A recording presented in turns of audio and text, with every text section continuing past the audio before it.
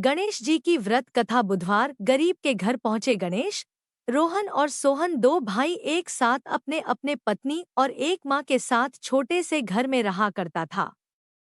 रोहन और सोहन के पास पिता का दिया हुआ एक कपड़े की दुकान था, जिसमें दोनों मेहनत करके अपना रोजी रोटी सता घर का पालन पोषण किया करता था।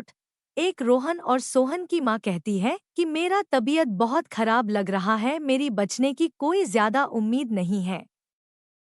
चलो मेरे जीते जी तुम लोगों में मैं अपना सारा सामान दो भागों में बांट देती हूँ, ताकि आगे आने वाले दिनों में तुम दोनों भाइयों का बंटवारा करने में किसी भी प्रकार की दिक्कत ना हो सके।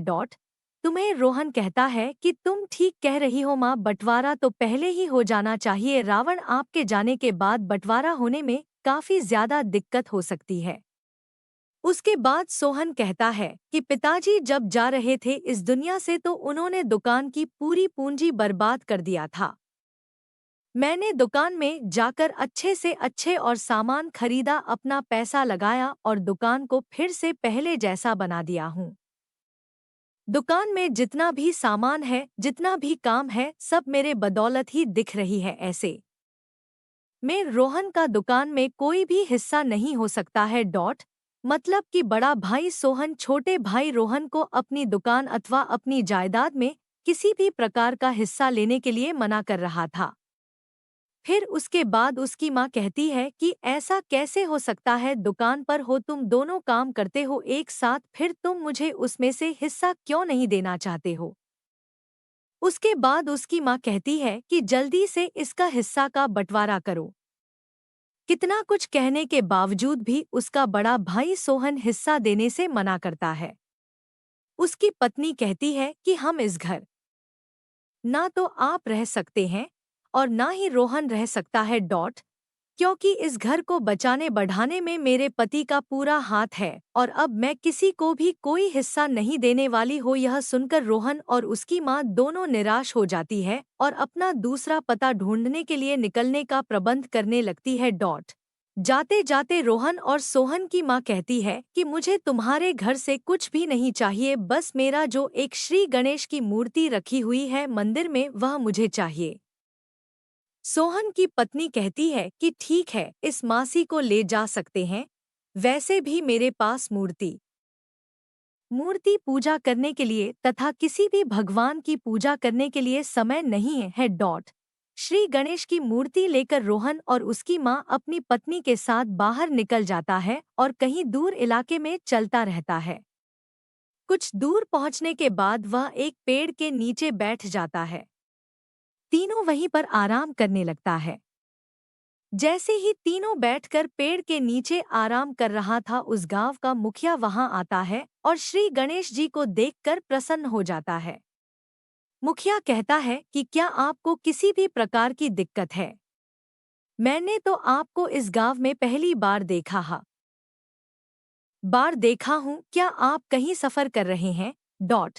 तभी रोहन की माँ अपने हालात का पूरा पूरा बात पूछ मुखिया को बताता है।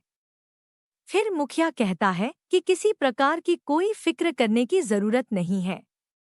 मेरे गांव में मेरा एक जमीन है, वहां मेरा काम चलता है और वहां मेरा एक झोपड़ी भी है। तुम लोगों को अगर दिक्कत ना हो तो तुम लोग वहां जाकर अपनी मर्जी से रह सकते हो।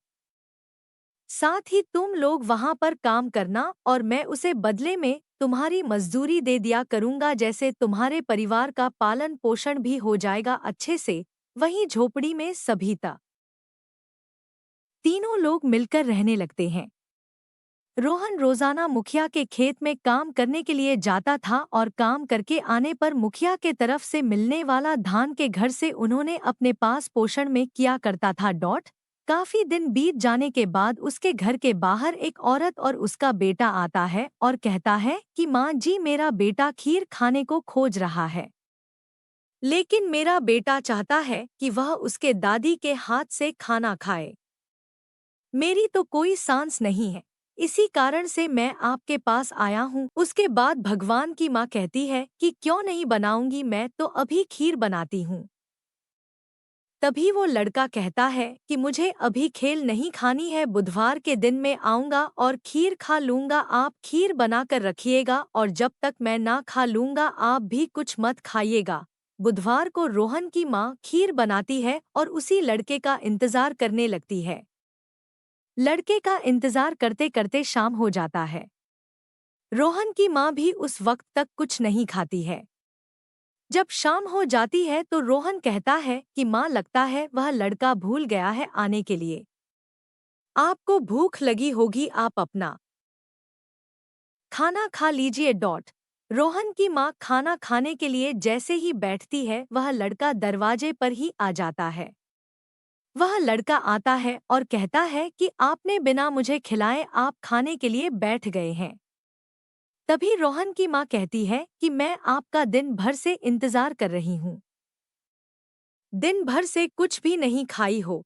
तभी रोहन की माँ जल्दी से उस लड़के को बुलाती है और कहती है कि पहले तुम खा लो, उसके बाद हम खाएंगे।